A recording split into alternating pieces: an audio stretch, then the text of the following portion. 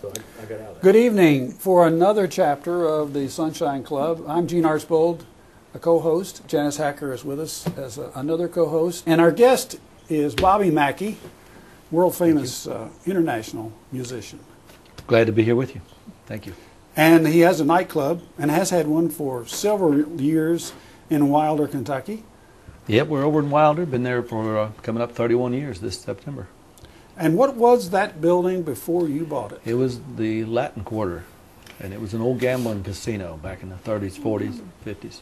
So when you first owned it, when you first bought it, did you go from top to bottom and see if someone had left something interesting? Oh yes, we you know, so many hideaway places in there that people are still fascinated with them. We take tours to the basement because of the everybody says the place is haunted. I really don't believe that, but there is a well in the basement of this nightclub that it was under the floor. There was an asphalt floor over it for many years when I first got the place, and didn't know that was there. And Carl, who was kind of took care of the place and cleaned up for me and everything, Carl Lawson, chopped a hole in the floor for whatever reason. How he knew to do that, I don't know, but he did. And he and I were down there one day, down in the basement, and in this asphalt floor, which was within, there was the room that the asphalt floor was in, was they called the China room, and they kept they served Chinese food. It was a gambling casino, and they served Chinese food. They specialized in that. So It's they called kept the Latin Quarter. the Latin Quarter, And they but serve they serve Chinese Chinese food. food, Okay. and we have menus works. with Chinese, 45 cents for a. Or A shrimp Chinese thing. cocktail or something. I don't know. But anyway, in this room was where they kept all the kitchen utensils and all that stuff for the Chinese restaurant. But so it had been left that way for many years.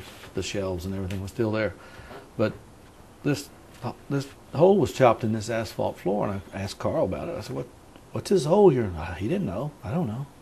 Then, but we had a flashlight, and we started shining the flashlight down through this hole, and saw that there was a well that had been filled in. It was dry dirt in it, and of course it had sifted down through the years. It was real dry, like powdery, and had sifted down where the trains going by had vibrated it and everything.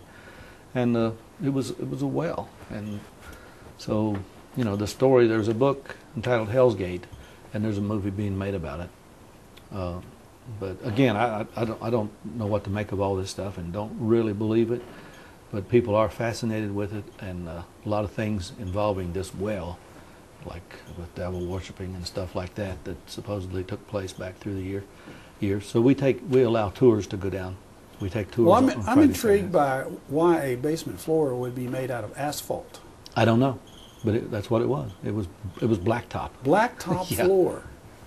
Yeah. Somebody had a little left over after doing the Well, road. didn't some cable channel do a documentary? Several channels. you've had several. The Discovery Channel did one, the National Geographic, and the Travel Channel has had one recently that was aired the first time last October, and it's So they bring cameras down and sound Yes. equipment. And what have we discovered? well. You've got a Anybody, well. people that have the equipment say there's all kinds of activity, but I've never seen anything myself. Well, I hope they're paying the cover charge. Well, and we need some more. If anybody has any ghosts that are hanging around their house and they don't want them anymore, send them on over. We'll take them. So go ahead. Do you know how the ghost story got started? Somebody must have seen something. Well, yeah, through the years, they had, there was a seance held there, and they picked up on some things. But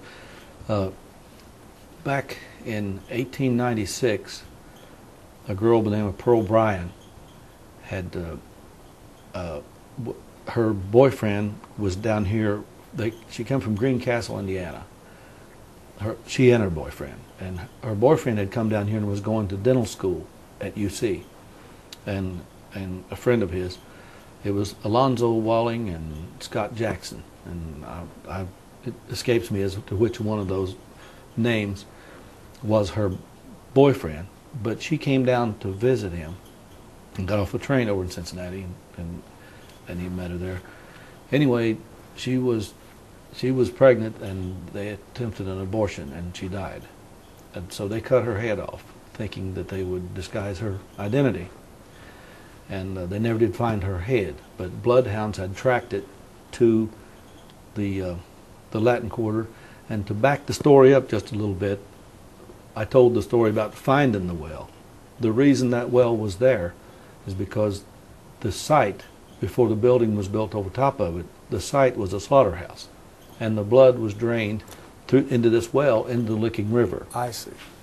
Then in later years, during the Prohibition, during the gambling days, the illegal alcohol was brought up the Licking River, and through this same well, this tunnel, up into the nightclub, into the basement. So then later it got covered over after I see. Prohibition. So the next step would be to excavate the well and find the head. We did look. One of the tabloids, I don't know if it was Hard Copy or Current Affair, one of the tabloids a few years ago, when we finished taking the rest of the floor out and opened the well up, then they had somebody dig it up, and they found some bones, but they weren't human that I know of. So. Well, tell us something about the nightclub itself. What are your hours of operation? What kind of entertainment do you have? Well, we're open Friday and Saturday night, and I do 3 shows a night: 10 o'clock, midnight, and 1:30. 1:30. Mm-hmm. I do a Who comes at 1:30? Well, hopefully we hold people around. We hold them there, and we got a mechanical bull, and have had coming up 30 years. The mechanical bull has been there during the Urban Cowboy Day. Right. When Mickey Gilley's place had the mechanical bull, and we went out there and got one. And so we have the mechanical bull, and we got the dancing, and we got pool tables, and we got all kinds of things going on, but mainly great country music. And we got karaoke on breaks. While the band and I are on break, we got karaoke going on, which a lot of people are interested in that. But we play our traditional country music the way I always have, and it works well. People, we have good crowds, and people seem to love it, and we just guide the ship, you know. What's one good thing about owning your own business? Yeah. Nobody brings you in on Friday afternoon and tells you that you're done. Yeah, or they don't tell me that I need to sing some rock and roll music either. I don't have anything against it; it's just not my thing. Don't you have a web page or? Yes, BobbyMackey.com tells all about what's going on. You can stay up to date there, and you can get on our mailing list if you'd like to. Anybody would like to do that. BobbyMackey.com, and all my CDs are available there. So can you have private parties on the other nights of the week? Well, we can, if anybody would want. Ever had any weddings or receptions? Well, we advertise for Redneck Weddings. Wanda Kay does the karaoke, and she put together this Redneck Wedding thing, and it's advertised. Well, how does a redneck wedding work? Well, Is it like what's on TV? Janice may want to renew her vows. I just might.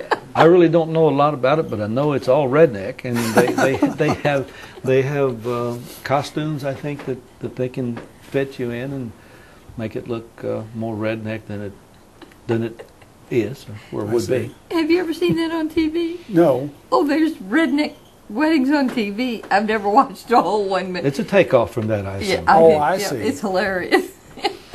Oh, goodness.